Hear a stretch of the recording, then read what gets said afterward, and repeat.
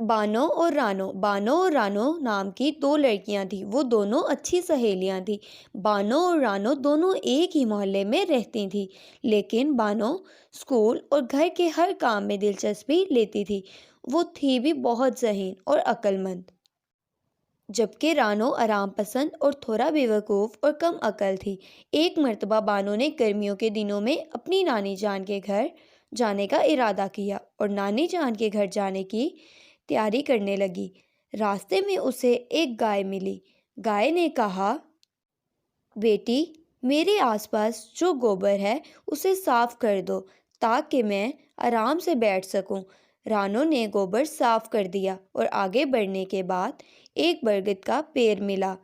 पेड़ ने कहा, बेटी, मेरे पास जो सूखे पत्ते पड़े हैं उन्हें साफ कर दो। लोग मेरे साए में बैठकर गंदगी फैला जाते हैं। बानो ने सूखे पत्ते साफ कर दिए। अब वो आगे बढ़ने लगी। तभी उसे एक पत्थर मिला। उसने कहा, बेटी, यहाँ मेरे चारों तरफ जो टुकड़े पड़े हैं उन्हें साफ कर दो।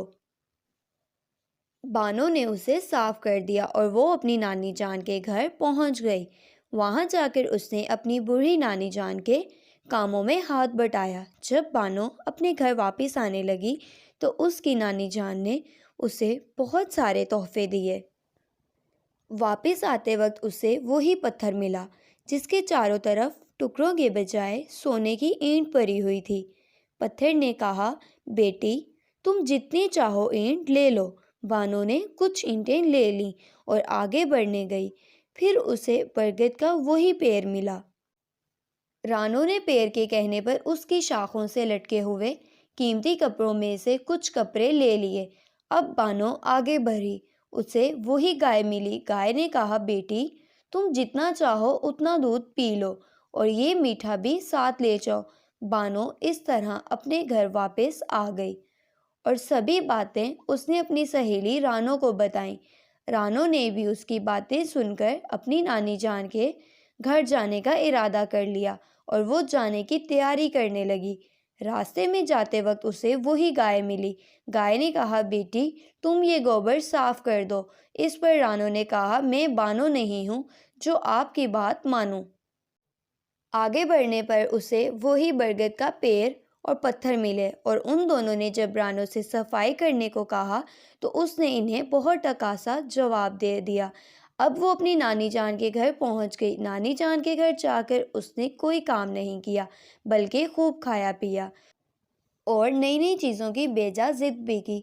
जब रानो अपने घर लौटने लगी तो उसकी नानी ने अपनी कामचोर नवासी को कुछ भी तोहफा नहीं दिया। रास्ते में वापस आते वक्त वही पत्थर और बरगद के पेड़ मिले।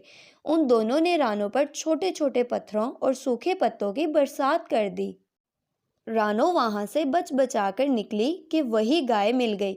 गाय ने उसे ऐसी जोर की लात मारी कि वो दूर जा गिरी। इस तरह उसे बहुत जख्म आए और वो जख्मी हालत में अपने घर पहुंच गई।